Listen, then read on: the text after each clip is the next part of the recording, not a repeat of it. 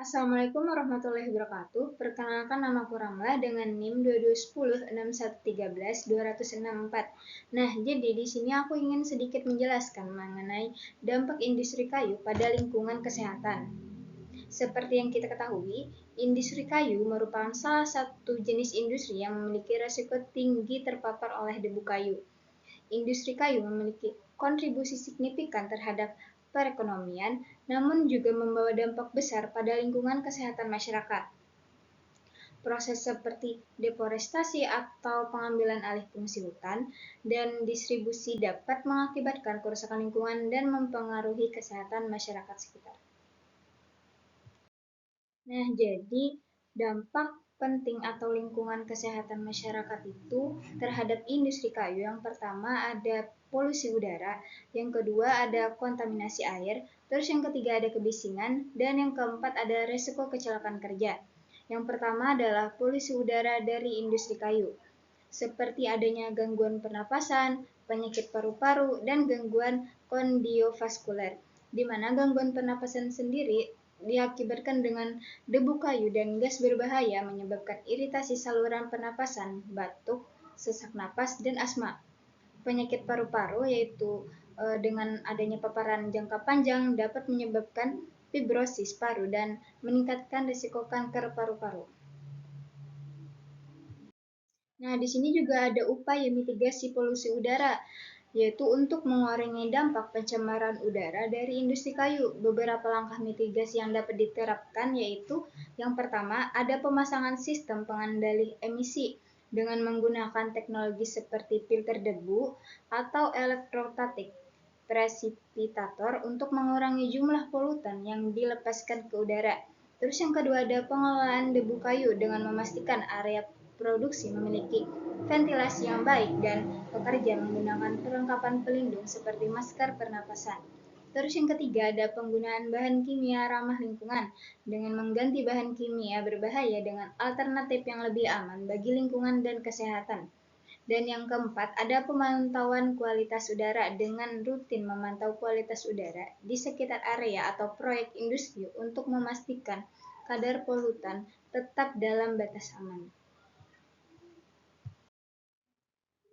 Selanjutnya ada kebisingan dalam industri kayu. Kebisingan yang dihasilkan oleh mesin dan peralatan industri kayu dapat menyebabkan masalah pendengaran pada pekerja serta meningkatkan resiko hipertensi dan stres. Kebisingan tersebut juga dapat mengganggu kualitas hidup dan kesehatan mental masyarakat di sekitar area ataupun industri. Yang pertama itu ada gangguan pendengaran. Paparan jangka panjang terhadap kebisingan tinggi akibat adanya kebisingan dari mesin-mesin tersebut dapat menyebabkan kehilangan pendengaran permanen. Terus yang kedua ada stres dan kecemasan. Kebisingan konstan dapat meningkatkan tingkat stres dan kecemasan pada pekerja dan masyarakat sekitar. Terus yang ketiga adanya gangguan tidur.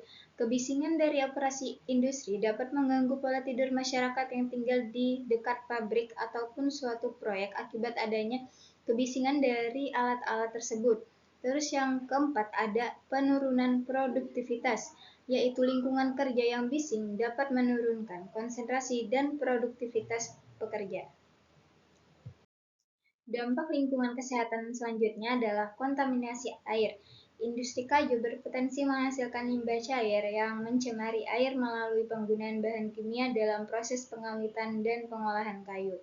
Nah, di sini ada dampak kesehatannya, yaitu adanya gangguan sistem pencernaan, gangguan sistem saraf, resiko kanker, gangguan sistem endokrin, dan infeksi kulit dan iritasi. Akibat bahan kimia tersebut dapat menyebabkan atau terganggunya kesehatan masyarakat. Terus ada langkah mitigasi, yaitu pengolahan air limbah yang efektif, penggunaan bahan kimia yang ramah lingkungan, pemantauan kualitas air secara berkala, dan adanya penerapan teknologi daur ulang air. Terus juga ada dampak ekologisnya, yaitu kerusakan ekosistem akuatik, penurunan kualitas air tanah, gangguan pada rantai makanan, serta perubahan pH air. Nah, yang terakhir itu ada risiko kecelakaan kerja.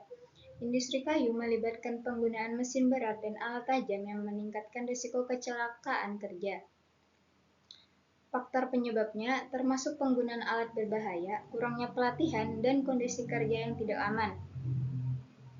Terus ada resiko kerja di industri, yaitu adanya cedera akibat mesin tajam.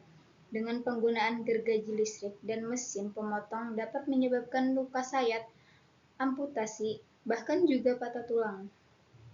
Terus yang kedua ada jatuh dari ketinggian. Kegiatan di ketinggian tanpa perlindungan memadai dapat mengakibatkan cedera serius ataupun fatal. Terus yang ketiga ada tertimpa bahan kayu. Pekerja berisiko tertimpa kayu gelondongan atau bahan lain saat memindahkan atau menumpuk material. Terus yang keempat ada paparan bahan kimia. Kontak dengan bahan kimia berbahaya dapat menyebabkan iritasi kulit, gangguan pernapasan, bahkan juga keracunan.